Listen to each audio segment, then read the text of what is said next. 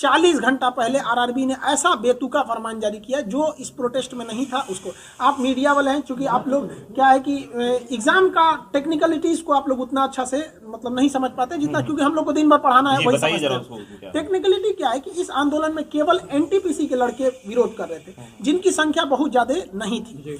तो यहाँ एक तो वो छोटा सा समूह था और लड़के इंतजार कर रहे थे कि हमारे लिए कुछ गवर्नमेंट या आरआरबी अच्छा सोचेगी, लेकिन आरआरबी ने उनको तो सोचा ही नहीं, बल्कि जो 1.5 करोड़ लड़के ग्रुप डी वाले थे इनको कह दिया कि आपको डबल एग्जाम लेंगे, जिस वजह से वो 1.5 करोड़ लड़के अचानक बाहर निकल गए। तो हम लोग को पता ही नहीं था, हम लोग को लगा ये तो घर में है सब निकला, तो हम लोग को लगा कि ये क्या कर रहे हैं सब। तो हम लोग को समझाते समझाते यहाँ तक फिर भी पटना में कंट्रोल किया गया। हम लोग पहले दिन से राजेंद्र नगर टर्मिनल पे जब प्रदर्शन हुआ वहां पर थे, वहां प्रदर्शन बिल्कुल शांत था और इसके बाद पुलिस ने आंसू गैस के गोले उस दिन दागे और कल जो प्रदर्शन था वो उग्र रूप ले लिया। कहीं ना कहीं आपको लगता है कि प्रदर्शन जो हुआ वो उग्र रूप इसलिए हुआ क्योंकि प्रशासन ने आंसू गैस के गोले और इसके बाद लाठीचार्ज वगैरह बच्चों पे किया? देखो आपको जानकारी के लिए बता देते हैं कि जो प्रदर्शन उग्र होने का मुख्य कारण यह था कि शुरुआत में जो प्रदर्शन था केवल एनटीपीसी वालों का था, जिनकी संख्या कम थी। लेकिन 4 बजे जैसे 3 से 4 के बीच में रेलवे आरआरबी ने नोटिफिकेशन डाला 1.5 करोड़ लड़कों के लिए, तो वो अचानक हुजूम आ गया,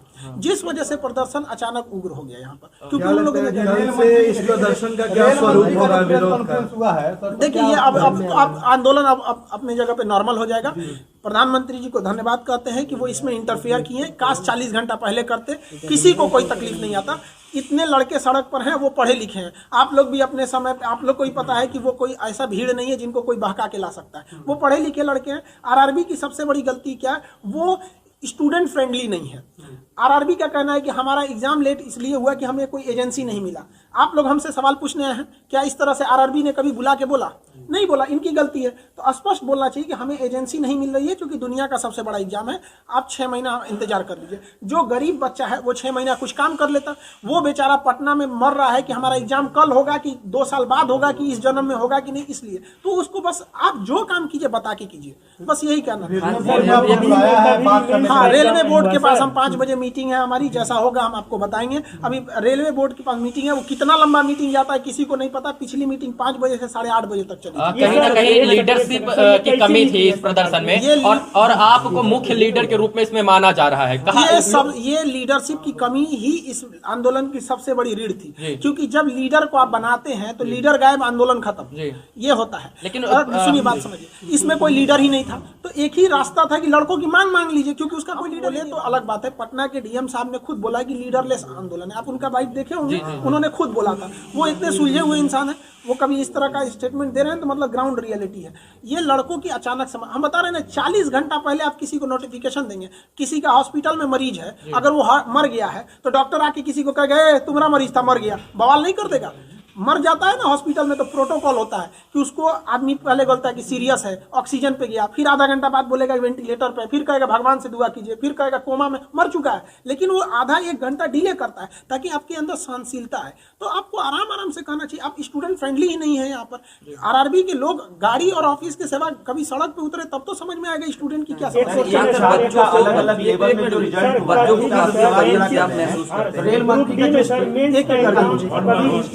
नहीं हुआ। आपका कहना एक बिल्कुल सही है, इसीलिए लड़के आए हैं। देखिए, आप एग्जाम लीजिए, 2 की जगह 5 लीजिए, लेकिन जब आप नोटिफिकेशन निकाले थे उसी वक्त आपको कहना चाहिए। मान के चलते हैं कि आरआरबी को भी नहीं पता था कि 2 करोड़ फॉर्म आ जाएंगे, तो आरआरबी को भी कहना चाहिए कि देखिए हमें आइडिया नहीं था, इसलिए अब मजबूरी में हमें 2 फेज का एग्जाम लेना पड़ेगा। हम आपको 6 महीना टाइम देते हैं, आप 20 दिन टाइम देके कहिएगा, ये गलत है। आरआरबी की केवल एक गलती है कि वो फाइनल डिसीजन अपने ऑफिस में बैठ के लेके लड़कों को दे देता है, लो मानो। तो ये नोकिया का जमाना नहीं है कि आप जो बोल देंगे चल जाएगा। अब ये जमाना है 5G हो गया है, सारे लड़के पढ़े लिखे हैं, सोशल मीडिया छोटे से बात को नेशनल लेवल तक पहुंचा देता है।